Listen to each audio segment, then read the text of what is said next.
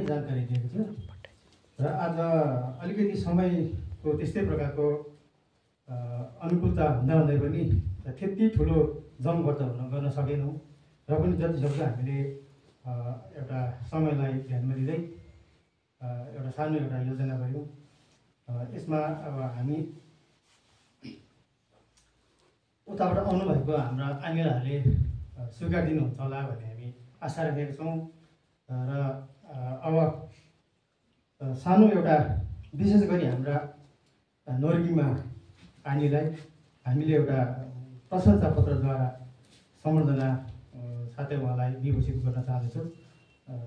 यसको लागि हाम्रा दिदी हाम्रो गुम्बा कमिटीका वरिष्ठ मतलब एउटा सदस्य भनौँ भने धेरै ठुलो अब सहयोगकर्ता रेखा मोक्तान दिदीले 2 शब्द यो सम्बर्धना पत्र पढेर उहाँलाई ग्रहण गर्नुहुनेछ।